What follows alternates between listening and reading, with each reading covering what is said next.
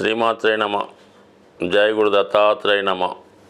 ఈ వీడియోలో మనం కుంభరాశి వారికి మార్చి 2వ తారీఖు నుంచి 8వ తారీఖు మధ్యలో జరగబోయే వారఫలాలు పరిశీలించినప్పుడు కుంభరాశి వారికి నెమ్మదిగా వారి యొక్క కష్టాలు ఇబ్బందుల నుంచి బయటపడే విధంగా ఒక్కొక్క గ్రహం ఈ రాశి వారికి అనుకూలంగా మారడం జరిగింది. సాధారణంగా కుంభరాశి వారికి అనుకూలించే గ్రహాలైనటువంటి బుధ, శుక్ర, రాహు గ్రహాలు ధనస్థానంలోకి చేరడం జరిగింది. సో ఈ కారణం వల్ల ముఖ్యంగా శుక్రుడు సంపదకి, అదృష్టానికి, ధనానికి కారణమవుతుంటాడు.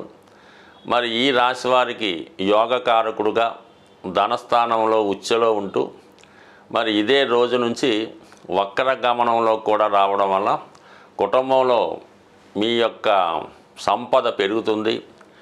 దూరంగా ఉన్నటువంటి కుటుంబ సభ్యులు తిరిగి కలుసుకొని మీ కుటుంబ అభివృద్ధికి సహకరించే అవకాశాలు ఎక్కువగా ఉంటాయి. కుటుంబంలో ఏదో ఒక శుభకార్యం జరగడానికి కావలసినటువంటి ఏర్పాట్లు, సంప్రదింపులు జరగడం జరుగుతూ ఉంది. ఇక బుధుడు కూడా ఈ రాశి వారికి ఒక మిత్రగ్రహంగా ధనస్థానంలో ప్రవేశించడం వల్ల మరి ధనయోగం ఏర్పడుతుంది. అంటే బుధుడు నీచభంగ రాజయోగంగా అష్టమాధిపతిగా ధనస్థాన సంచారం వల్ల ఆకస్మిక ధనలాభం ఏర్పడుతుంది. మీరు ఊహించిన విధంగా కాకుండా వేరే విధంగా మీకు ఆర్థికపరమైన సహకారం అందుతుంది.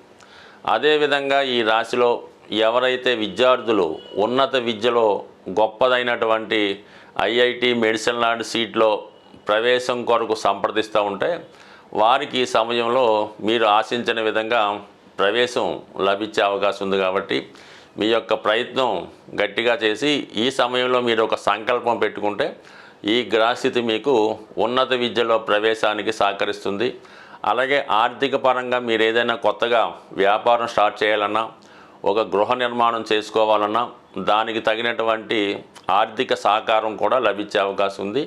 చాలా కాలంగా మీరు కూడబెట్టినటువంటి ధనం కానీ, ఇన్సూరెన్స్ ధనం కానీ, లేదా కొంతమందికి ఎవరన్నా ప్రామిస్ చేస్తూ ఉంటారు మీ పెద్దవాళ్ళు, మీ యజమానులు, మీ యొక్క పూర్వీకుల ఆస్తి మీకు ఈ సమయంలో రావడం వల్ల చాలా ఇబ్బందుల నుంచి మీరు బయటపడే అవకాశం ఉన్నది.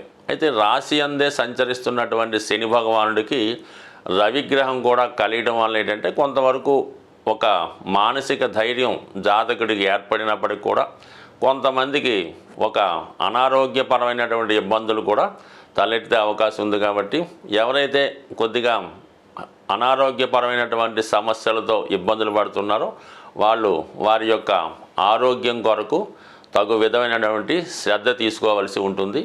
అలాగే మీరు ఏదైనా గృహం కానీ, స్థలం కానీ కొనుక్కునే ప్రయత్నంలో అది చాలా వరకు మీకు నెరవేరే అవకాశం ఉంది. కాబట్టి మరి ఈ సమయంలో దానికి తగినటువంటి ఏర్పాట్లు చేసుకోవడం మంచిది. ఏదైనా స్పెక్యులేషను, షేర్ మార్కెట్, జోదం అటువంటి వారికి దూరంగా ఉంటూ రియలిస్టిక్గా మీకు ఏదైతే వస్తుందో, ఏదైతే మీకు సహజంగా ఉందో దాని మీదే ప్రయత్నం చేయాలి తప్ప మీరేదో ఈ విధంగా లాటరీ సంపాదించో, ఆన్లైన్ బెట్టింగ్లో వచ్చో కొనుక్కుందామంటే మాత్రం మొత్తం మీ దగ్గర ఉన్నది కూడా పోగొట్టుకునే అవకాశం ఉంది. కాబట్టి ప్రలోభాలకి లొంగకుండా మీ దగ్గర ఎంతైతే ఉందో దానితోనే ప్రయత్నం చేస్తే తప్పకుండా నెరవేరే అవకాశం ఉంది. దానికి తగ్గ విధంగా సహకారం కూడా లభిస్తుంది. ఈ వారం ఈ గ్రహస్థితి పరిశీలించినప్పుడు ప్రతి ఒక్కరికి కూడా ధనం యొక్క అవసరం చాలా ఎక్కువ ఉండడం జరుగుతూ ఉంటుంది. అంటే శుక్రుడు ఈ ఆదివారంలో వక్రించి ఉండడం వల్ల ఇంచుమించుగా కొన్ని రోజుల పాటు వక్రిస్తాడు. అలాగే మిగతా గ్రహాలతో కలియడం వల్ల మనీ ఎక్స్పెండిచరు ప్రతి ఒక్కరికి చాలా ఎక్కువ అవడం జరుగుతూ ఉంటుంది. ఆ ఖర్చుకు తగిన ధనం మీకు రావాలంటే మరి శుక్రుడు వక్రించి ఉండడం వల్ల శుక్రగ్రహానికి అధిదేవత అయినటువంటి లక్ష్మీ అమ్మవారిని మీరు ప్రసన్నం చేసుకోవాల్సి ఉంటుంది.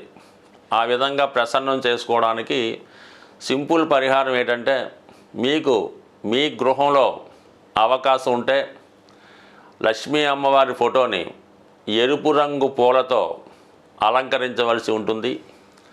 అలాగే అమ్మవారికి దానిమ్మ పండు అంటే ఎప్పుడు కూడా ఒకే ఒక పండు నైవేద్యంగా కాకుండా కనీసం ఒక 4 లేదంటే ఒక 6 దానిమ్మ పళ్ళు నైవేద్యంగా పెట్టి అమ్మవారికి విధి విధానంగా కనకదార స్తోత్రమో లక్ష్మీ స్తోత్రమో పారాయణ చేస్తూ ఆ ప్రసాదాన్ని 6 ముత్తైదువులకి పంచడం వల్ల లక్ష్మీ అనుగ్రహం కలిగే అవకాశం ఉన్నది.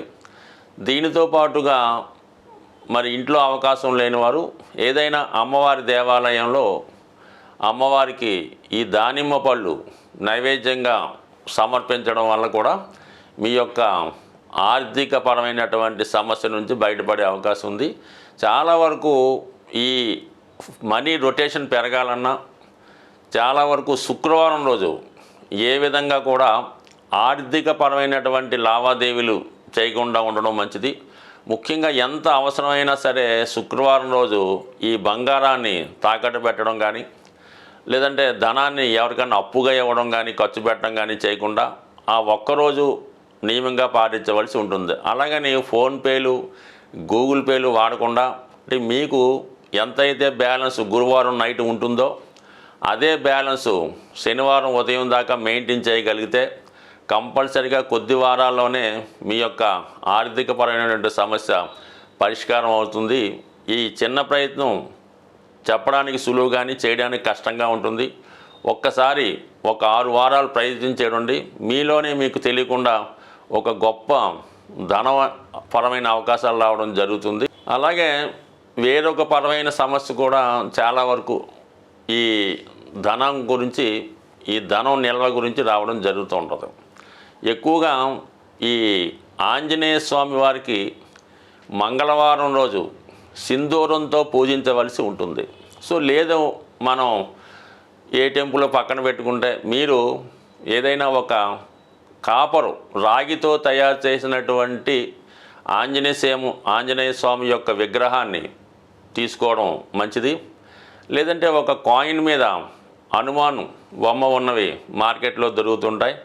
అదైనా మీరు ఒక రాగి పళ్ళెంలో ఆ ఆంజనేయ స్వామి రాగి విగ్రహాన్ని ఉంచి సింధూరంతో ఆంజనేయ స్వామిని మీరు పూజించవచ్చు. ఆ 108 నామాలతో చక్కగా మీరే పూజించి మొత్తం సింధూరం అంతా కూడా స్వామి మీద మూయబడి ఉండాలన్నమాట. అంటే పూర్తిగా సింధూరంలో స్వామివారి యొక్క విగ్రహం మునిగిపోవలసి ఉంటుంది. అప్పుడు మీరు దాన్ని ఎవరు టచ్ చేయని ప్రదేశంలో పెట్టి ఏదైనా బయటికి వెళ్ళినప్పుడు మాత్రం ఆ సింధూరాన్ని మీరు తిలకంగా ధరించి వెళ్ళవలసి ఉంటుంది. దానివల్ల కూడా మీకు నిత్యం మీ గృహంలో ధైర్యంతో కూడినటువంటి సంపద వచ్చే అవకాశం ఉంటుంది. అలాగే ఇదే రెమెడీ మీరు మన విఘ్నేశ్వరుడు కూడా బ్రహ్మాండంగా చేయొచ్చు. విఘ్నేశ్వరుడిని కూడా సింధూరంతో అష్టోత్తరంతో పూజ చేయడం వల్ల కూడా మీకు కేవలం ఈ రెమెడీ పనిచేసే అవకాశం ఉంది. దీంట్లో ఎక్కువగా ఉపయోగించవలసింది స్వచ్ఛమైనటువంటి సింధూరం, కల్తీ లేని సింధూరం. అలాగే కాపర్ ప్లేట్లో కాపర్తో చేసినటువంటి ఆంజనేయ స్వామి విగ్రహం కానీ లేదంటే విఘ్నేశ్వరుడు యొక్క విగ్రహం కానీ ఉండవలసి ఉంటుంది. ఈ రెమెడీ చాలామంది ఆచరించి విజయం సాధించడం జరిగింది. కాబట్టి ఏదైనా ఒక రెమెడీ మీరు చేస్తున్నప్పుడు దాని మీద అనేక సందేహాలు రాకుండా మీరు చేస్తున్నటువంటి రెమెడీ ఇతరులకి చెప్పకుండా చేయడం వల్ల దాని ఫలితం చాలా ఎక్కువగా వచ్చే అవకాశం ఉంటుంది. కాబట్టి ఒకసారి ప్రయత్నం చేయడం వల్ల ఆటోమేటిక్గా మీ యొక్క ఆర్థిక సమస్యలు బయటపడతాయి. దానికన్నా ముందు ఆర్థిక సమస్యను ఎదుర్కొనే ధైర్యం రావడం జరుగుతూ ఉంటుంది.